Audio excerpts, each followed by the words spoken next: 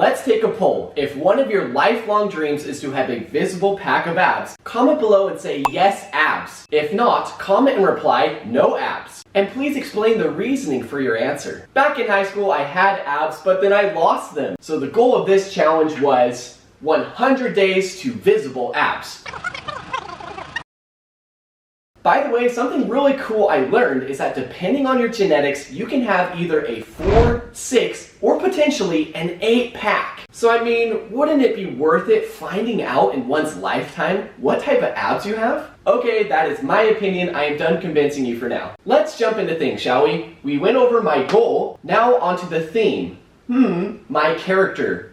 What do you think? It is level up.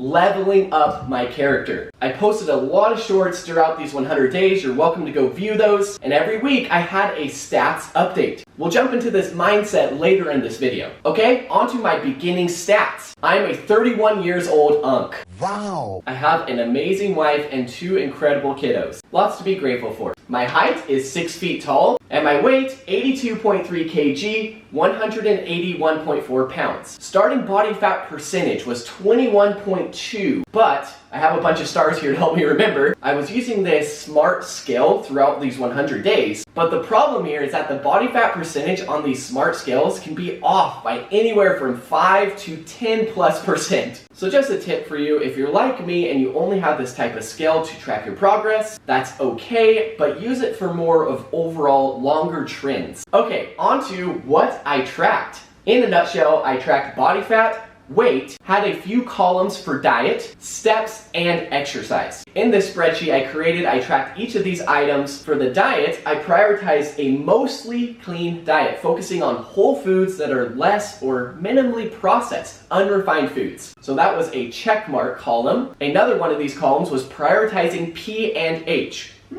What is P and H? It stands for protein and hydration. For protein, a good rule of thumb is to aim for having 1 gram per target body weight each day. And steps, I aim for 10,000 steps on average. Yes, some days were more and other days were much less, but make sure to stick around till later in this video where I share my total steps taken throughout the entire 100 days and my average daily steps. And for workouts, I focused on S and C, strength and cardio. But I've got to say, looking back at it now, I focused more on strength training and then low impact cardio. On average, I did strength training 4 times a week. I watched my weight every day and the trend over each week. And at the beginning, I was losing consistently 1 to 2 pounds a week. But once I hit my ideal target body weight of 170 pounds, I switched more to maintenance throughout the rest of the challenge and then dropped again towards the very end. Okay, without further ado, friends, let's jump into the chunk of this video. Okay, I hope that transition was smooth as butter. So, we have 8 unforgettable lessons. Let's hop into it. Number 1, level up mindset.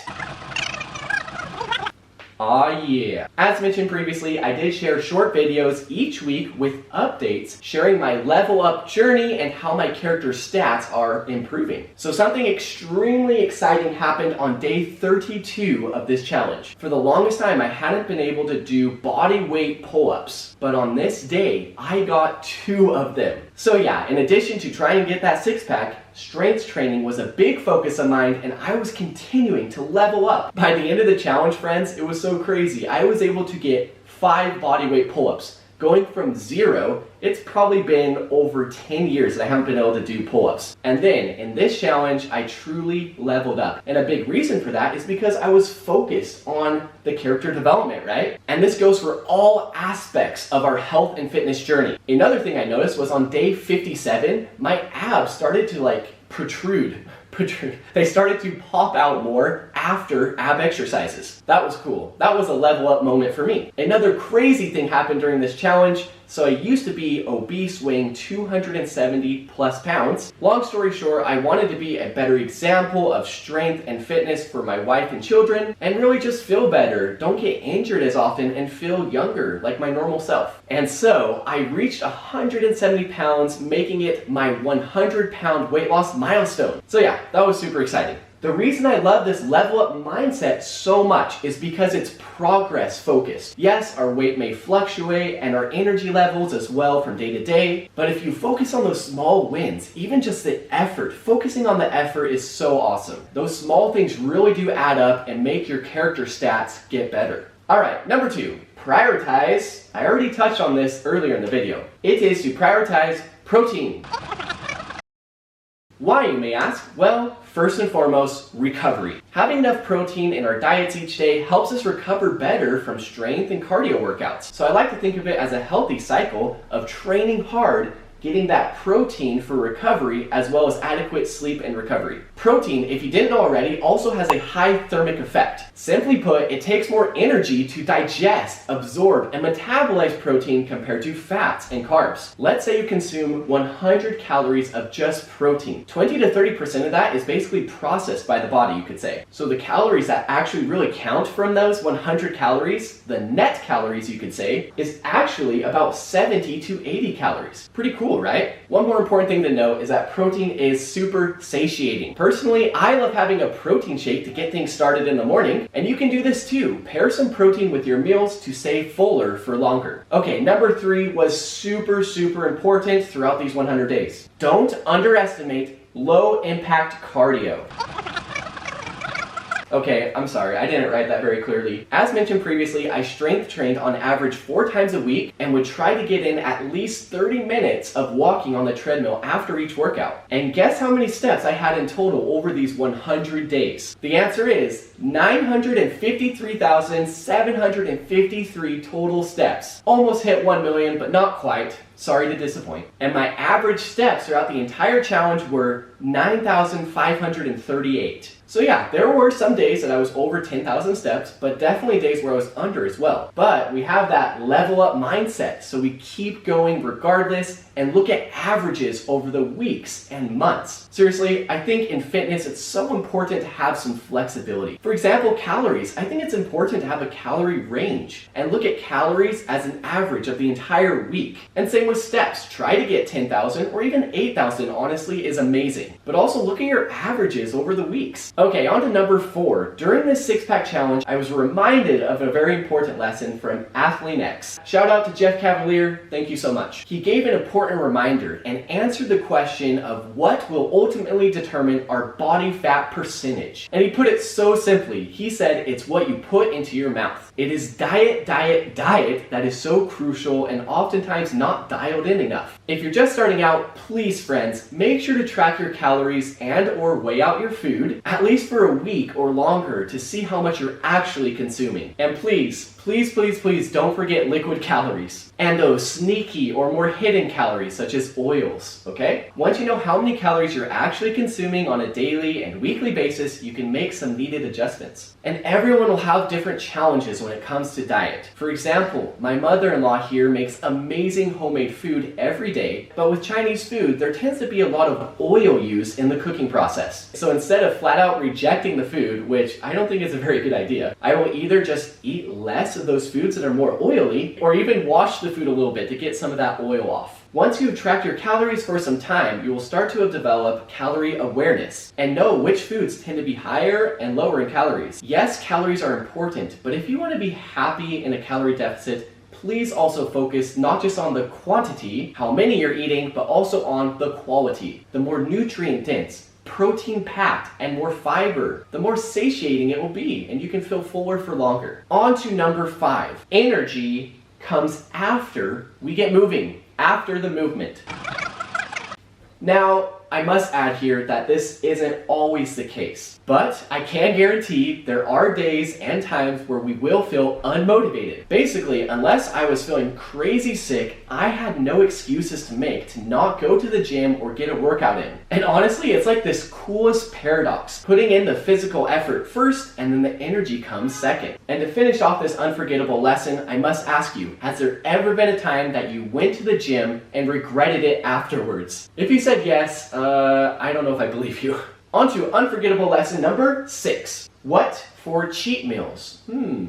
Plan for cheat meals. Think about what can you do before during, and after a cheat meal. And I know the topic of cheat meals may be a little controversial, and honestly, my opinion about it is changing as well, because I feel like every day you should be allowed to have those foods that are less nutritious. It just comes down to that 80-20 rule, or 90-10 if you're getting a little bit more serious, of having mostly nutritious foods and then having some of that more processed or unhealthy food too. I personally like this approach, but for cheat meals, there can be some strategies that you can use. Let's talk about planning ahead of time. First up, I would ask you, what do you really want? Because a lot of times you just have that craving and you go and eat something unhealthy, but you don't really feel satisfied after. And I feel like if you're gonna have a cheat meal, you should feel pretty satisfied afterwards. So beforehand, I would think to myself, what are some good options and what would I really like to eat the most? Another great way to plan for your cheat meal is to eat less calories beforehand. And you could do this a couple ways. You could not eat anything the morning of the cheat meal day, or you could consume a few hundred calories less a few days leading up to your cheat meal. What about during your cheat meal?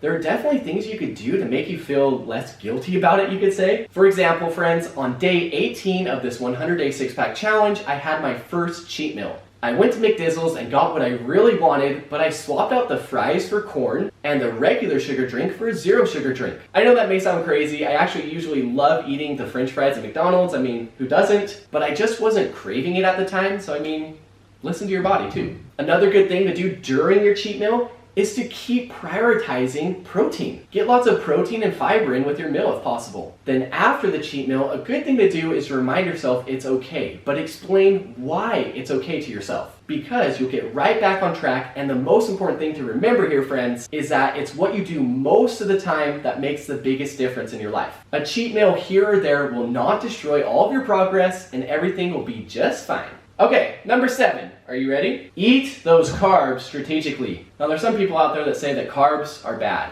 but honestly, I have to disagree with that. I found that carbs in moderation can be wonderful, especially the unrefined whole carbs. A couple of my go-tos are rolled oats. Oh my gosh, so delicious, and you can add so many things like honey, low-fat or zero-fat milk, walnuts, berries. There's just so much you can do with those oats. Here in China, I personally like to add this soybean powder mix, which has some protein in it, and then I just add it to the oats. It's nice. And why do I say strategically? Because if you're going in for a strenuous workout, especially on those weightlifting days, the body likes to use carbs as an energy source. So why not feed yourself some carbs beforehand? So yeah, carbs before workout does wonders. On to our final unforgettable lesson that I learned throughout these 100 days. It is to find multiple ways to stay accountable. It's important to have more than one thing keeping you going on your fitness journey. Me personally, I use a spreadsheet tracker that I would update on a daily basis, and within that tracker there are multiple things that also keep me accountable, such as weighing myself daily, writing down my steps, and reporting how my diet and workouts went. In addition to that tracker, I also posted daily shorts. And I've got to say that we have one of the best, coolest communities here on this channel, and a lot of times you kept me going, kept me motivated, and of course accountable. So I must say thank you so much, express my appreciation for you. Love you guys. Now, I hope that these lessons were insightful to you. And if you're on your current visible abs journey, please comment below and let us know how things are going. Remember, folks, that the best version of yourself is the disciplined one. The journey will be far from perfect, but growth and progress will happen as we take action. So just start. You will never regret eating clean for a day or going and getting an awesome workout. Let's keep leveling up together.